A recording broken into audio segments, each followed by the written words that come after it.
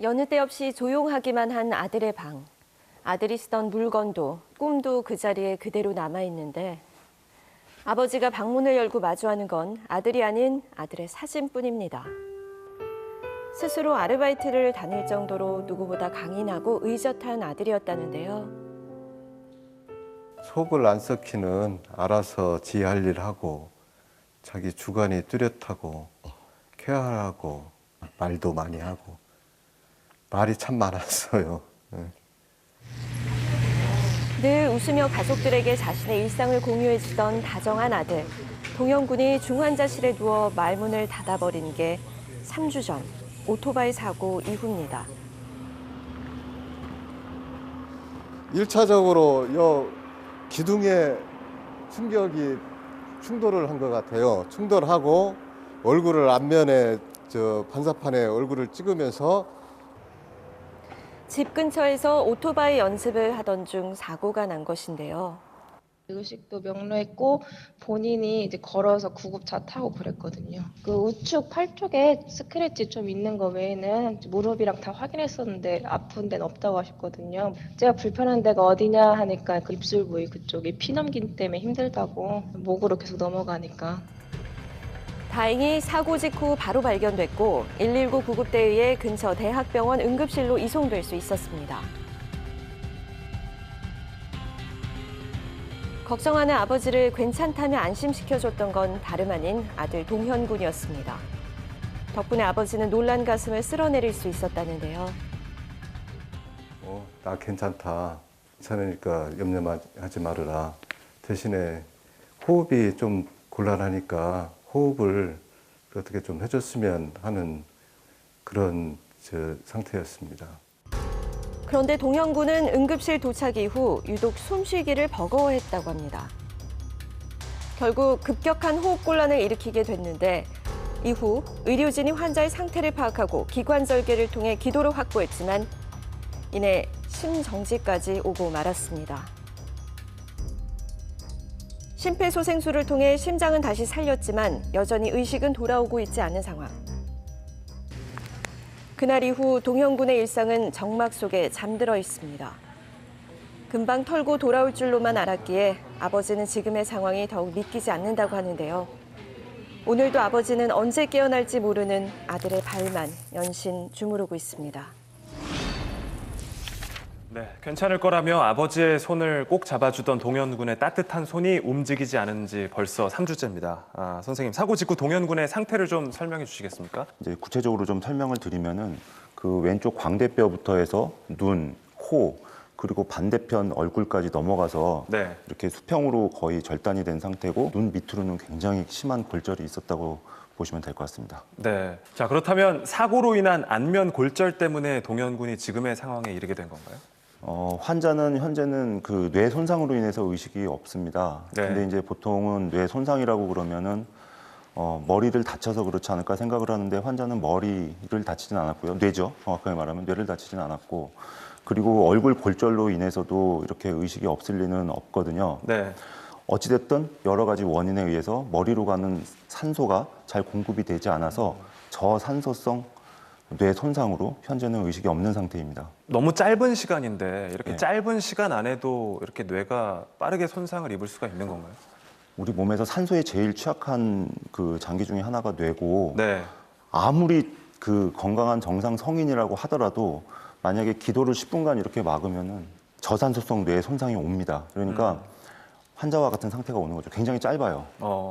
그래서 외상에서는 제일 먼저 우선시하는 게 기도 확보가 제일 우선이고요. 네, 정말 좀 빠르게 기도 확보가 이루어져야 될 것 같은데 기도 확보는 어떤 방법을 통해서 보통은 이루어지나요? 기관삽관이라는 걸 통해서 합니다. 이쪽이 기도가 되겠죠. 네. 이쪽이 식도가 되고요. 네.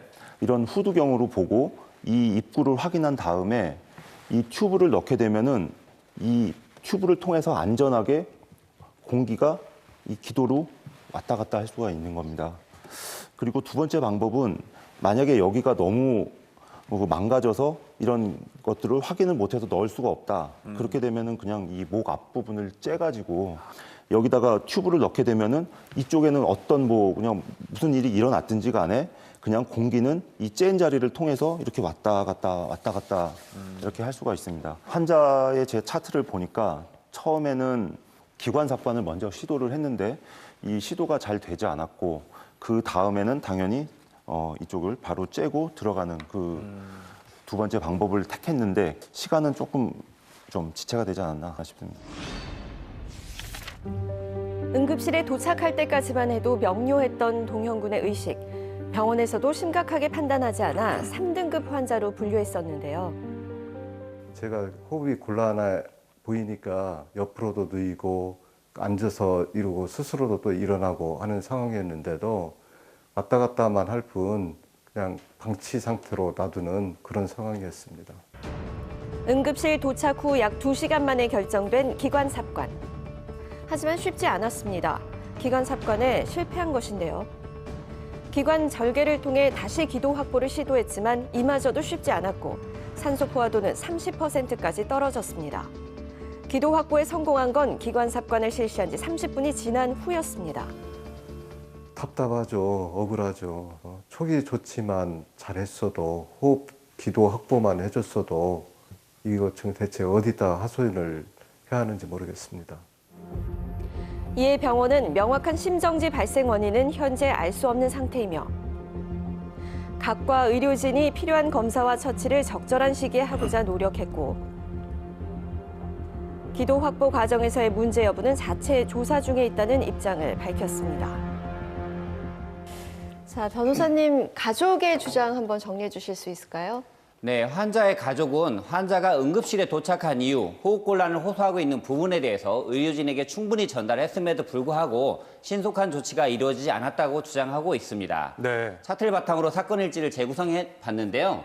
자, 환자가 6시 16분에 대학병원 응급실에 도착을 했습니다. 하지만 9시 13분에서야 기관절개를 해서 기도 확보에 성공을 했습니다. 즉, 도착한 이후에 3시간 만에 기도 확보에 성공하게 된 겁니다.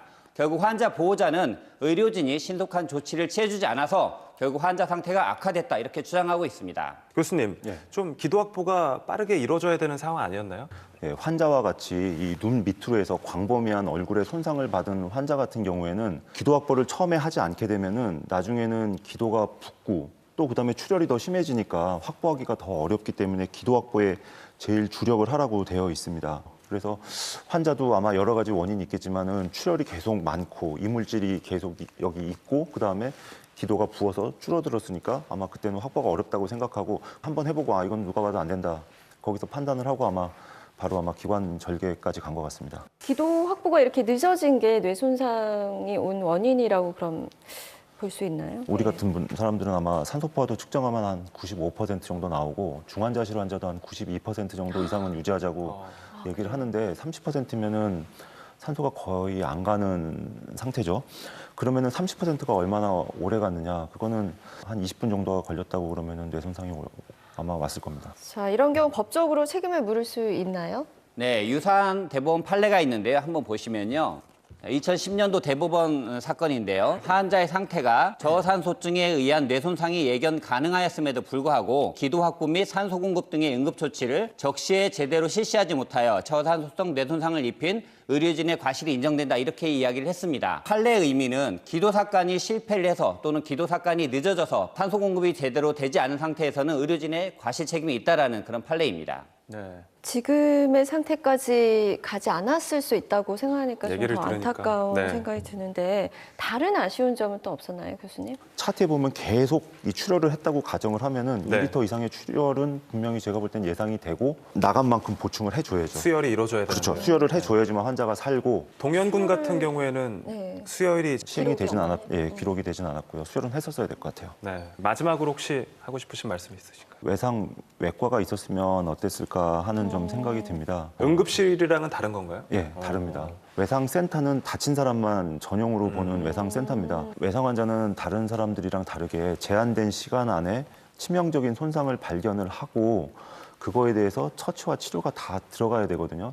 그러다 보니까 경제적인 논리에는 맞지 않지만 수술실, 중환자실 비워놓고 그다음에 의료진이 대기하고 있는 게 외상센터라서 환자분들은 우리가 이렇게 대기하고 있는 것도 모르시고 옆에서 이렇게 돌아가시면 정말 안타까웠잖아요. 그래서 그런 기준에 해당하는 분들은 외상센터로 가는 게 훨씬 더 도움을 받을 수 있겠죠. 네, 통계에 따르면 살릴 수 있었음에도 불구하고 제대로 된 치료를 받지 못해서 사망에 이르는 환자가 30%에 이른다고 합니다. 반복되는 이런 억울한 죽음이 생기지 않도록 깊은 고민이 필요해 보입니다. 오늘 차트 여기까지입니다. 두 분 말씀 오늘 고맙습니다. 감사합니다.